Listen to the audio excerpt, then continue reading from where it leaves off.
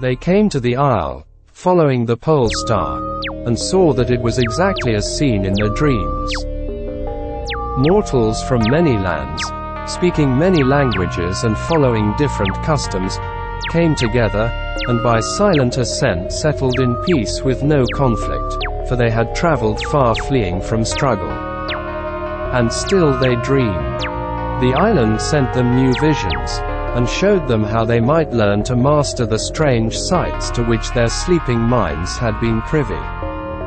They began practicing the techniques of hesychia, the stillness, or incubation, in which they retreated into dark caves and their bodies entered deep sleep while their minds traveled to far astral realms beyond the ken of other mortals.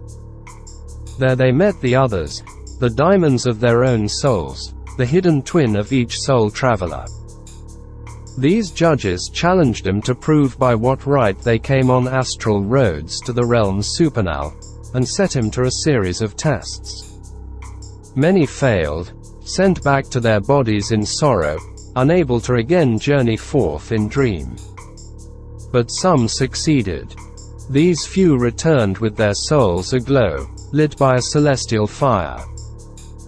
They could see into the realms invisible and keep the secret workings of creation, the principles and substances from which everything was wrought.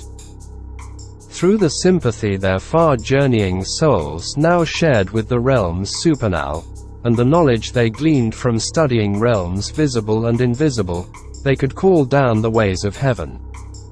The higher principles that ruled over the lower realms of matter and spirit. They made their very thoughts real, imagination rendered into matter and flesh. They had discovered magic. It was as if all mortals were asleep. Only the dreamers of the Dragon Isle who had returned victorious from their astral journeys were awake. The Magi dreamed with their eyes open. They pondered how it was that they among all mortals had attained this gift. It seemed that only on their island refuge, within its deep caves removed from the tumult of the senses, could their souls fly free of their bodily fetters and touch the astral stars. But mortals had lived in caves before, and had withdrawn from the world in deep meditation, yet none had awakened. The Magi suspected that the island itself had mystical properties. Had it not been the abode of dragons, creatures made from the celestial fire? Had it not guided him there through dreams? Had it not called to them, and had they not answered? Investigating the depths of the caves with their newfound vision, they unearthed huge crystals in shapes that suggested bones. Some believed they had found the remains of dead dragons. The power resonant in the crystals had called to sensitive mortal souls like moths to light. Was this the secret of the isle's power? Crystals that resonated with supernal energy. They named the caves the Dragon's Tomb, and built their city atop it. Later mages, skeptics raised in the modern world, would scoff at the tale.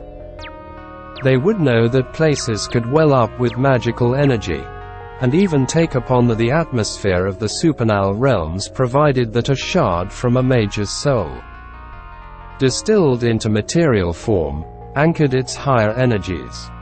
But dragons? Surely not.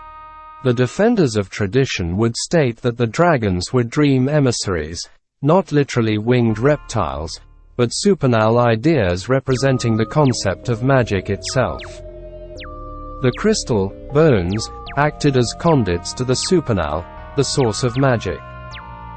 In this way, some would say, Atlantis formed a natural version of what would later be called a domain, a place pregnant with supernal power where magic could be practiced as of old, before the fall.